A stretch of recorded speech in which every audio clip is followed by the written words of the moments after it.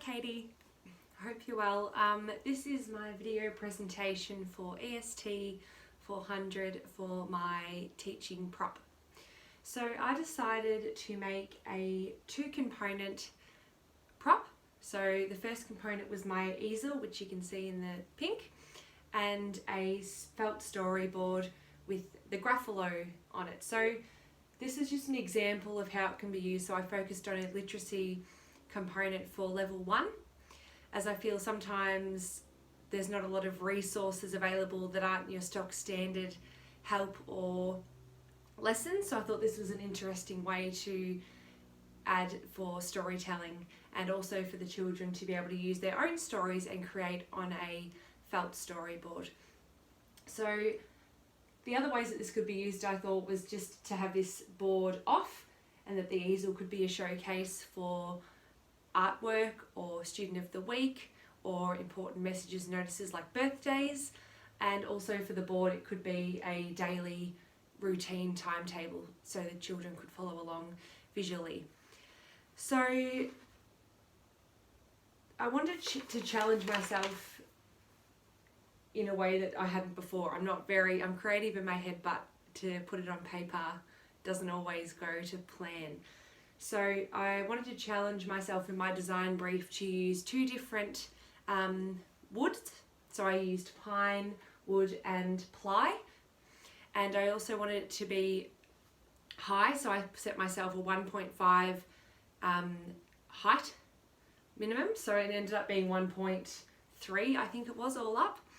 And I also wanted to incorporate for myself different textures, elements, components to add to the overall aesthetic look of my prop. So in overcoming some of my challenges, I didn't have any power tools myself. So I talked to my friend's dad about borrowing them. And so I ended up getting a battery saw, a drill, impact driver, just to name a few. And I spoke to one of my friends who is a tradesman, and he gave me a few pointers into what woods I would be looking for and materials to make my idea come to life. So I did a trip down to Bunnings and spoke to a bloke down there as well, and he pointed me in the right direction of the wood and also what screws I'd be after. And I then borrowed the tools off my friend's dad, went to the local fabric shop and picked up myself a piece of felt. I didn't realise how many different kinds of felt there were, but this was the one I went with. So some troubles I had when making this is that I think I really needed another person to hold it together as I drilled, because the first screw that I put in was on the wrong angle and it cracked the timber, hence why I then put a piece over the top, which I actually really like now, but to cover the crack in the timber on the right piece of timber. So I had to take that screw out and put another one in at a slightly different angle, because otherwise it was like this, the other leg. So I just ended up having to balance it out.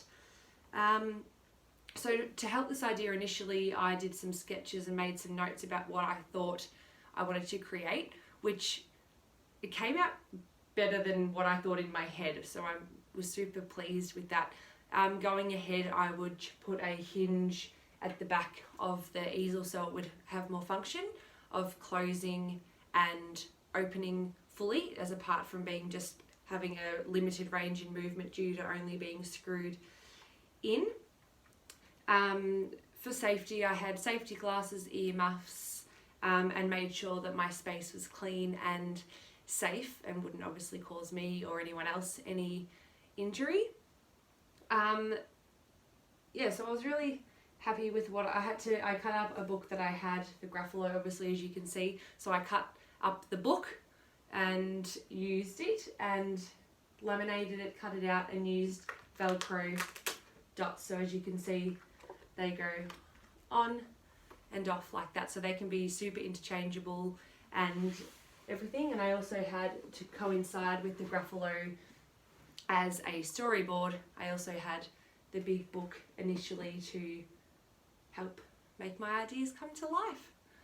I think that's all. I wanted to keep it like we'd be in class, so pretty rough, but Thanks for listening, and I hope you're well.